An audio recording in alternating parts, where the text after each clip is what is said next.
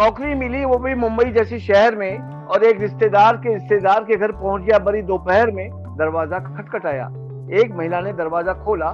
मैंने झट से दोनों चरण स्पर्श किए। महिला हड़बड़ा गई, बोली सोफे पर बैठिए, मालकिन को बुलाती हूँ। सोफे पर बैठिए, मालकिन को बुलाती हूँ।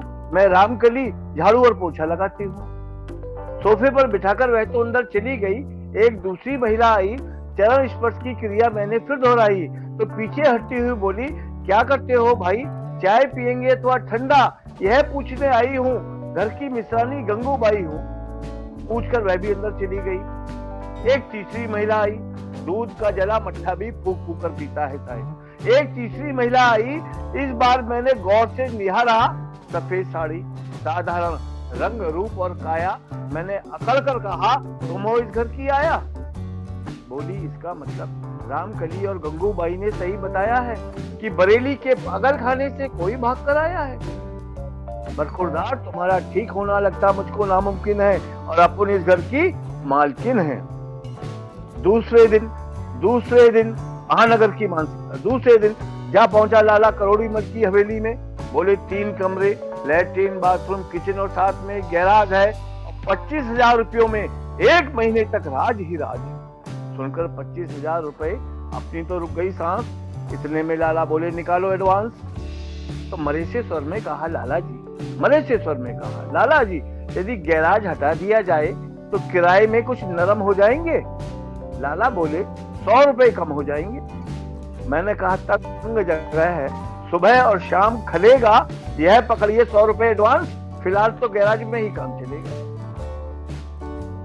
बिगड़ गए लाला। बोले, भाग जाओ, निकल जाओ इस हवेली से और जाकर दोबारा इलाज कराओ बरेली से। तीसरे दिन भूतपूर्व मित्र बजरंगी लाल का दरवाजा बड़बड़ाया। खोलते ही बड़बड़ाया, कहिए। आत्मीयता से गले लिपटते हुए मैंने कहा, मुझे नहीं पहचाना बजरंगी लाल भैया? बोला, मिस्टर, ये मुंबई जैसा महानगर है जहां पीठ फिरते ही आदमी को भूल जाता है। और पत्नी भी पति से तनख्वाह लेते समय यह फरमाती है कि आज आपकी सूरत मुझको जानी पहचानी नजर आती है। समझे मिस्टर, दफा हो जाओ इसी पल में और जाकर दोबारा इलाज कराओ किसी अच्छे मेंटल हॉस्पिटल। जब व्यक्ति हर ओर से हताश और निराश हो जाता है तो ज्योतिषों और तांत्रिकों के पास जाता है। मुंबई में कई बार कवि सम्मेलन में गया, बहुत खूब में गया तारक मेहता जी की शैलेश जी कार्यक्रम में। तो वहां मैंने फुटपाथ पर देखा कि वहां पर तमाम सारे ज्योतिष बैठे रहते हैं। ये दृश्य मैंने वहीं से उठाया। जब व्यक्ति हर ओर से हताश निराश हो जाता है तो ज्योतिषों तांत्रिकों के पास जाता है। वहीं से आपको घटना का आनंद दे रहा हूँ कि चौथे दिन जा टकराया फुटपाथ पर बैठे ज्योतिषी से। ज्योतिषी बोला, जो पूछोगे बतलाऊंगा, 51 रुपए नगद भरवाऊंगा। कल्लू की अम्मा किसके साथ भाग गई यह मंगलवार को बताऊंगा। वाह। मैंने कहा, किस भ्रम में हैं आप? प्रभाकर भाई, मैंने कहा, किस भ्रम में हैं आप? मैं नहीं हूँ कल्लू का बाप।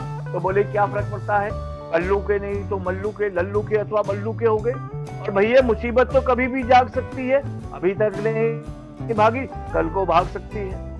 मैंने कहा, यह 51 रुपए नगद संभालो और मेरे भाग्य का ऊंट किस करवट बैठा है बता दीजिए।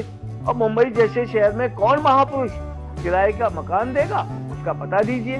तो ज्योतिषी बोला, इस महानगर में किराए का मकान ढूंढना कोई हंसी खेल है? इस मामले में तो मेरा भी ज्योतिष फेल है। जानते हो, यह 1.5 मीटर फुटपाथ 3 घंटे के लिए किराए पर मिला है। 9 बजते ही पंडित तोताराम शास्त्री का बोर्ड उतर जाएगा। 9 बजे से 12 बजे तक एक MBBS डॉक्टर आएगा। 12 से 3 बजे तक एक केमिस्ट की दुकान और 3 से 6 बजे तक मुर्दों के लिए कफन का काम। इसी तरह यह फुटपाथ 24 घंटे शिफ्ट में चलता है और हमारे यहाँ दहेज में 1 मीटर फुटपाथ गिफ्ट में मिलता है।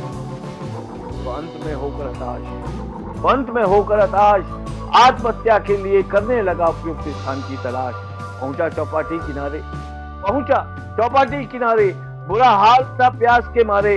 तो किनारे पर पड़ी हुई नजर आई एक विस्की की बोतल। देखते ही बोतल मैंने फैसला किया देखते ही बोतल मैंने फैसला किया, आज आत्महत्या नहीं करूंगा, अब करूंगा कल। जैसे ही विस्की की बोतल का ढक्कन खोला, यूं करता हुआ एक जिन्न निकलकर बोला कि क्या हुक्म है मेरे आका। मैंने आओ देखा न ताओ किराए के मकान का रख दिया प्रस्ताव। मैंने आओ देखा न ताओ किराए के मकान का रख दिया प्रस्ताव। तो जिन्न बोला मांग, जिन्न बोला मांग, कुछ भी मांग मेरे आका, लेकिन मुंबई जैसे शहर में किराए का मकान मत मांग मेरे आका। यदि किराए का मकान मुझको ही मिल पाता तो मैं अपनी जिंदगी इस दारू की बोतल में बिताता, तो मैं अपनी जिंदगी इस दारू की बोतल में बिताता। जय हिंद, जय भारत। वाह वाह, तालियां। बहुत सुंदर, धन्यवाद धन्यवाद। बहुत सुंदर रचना सुनाई दादा आनंद गौतम साहब ने।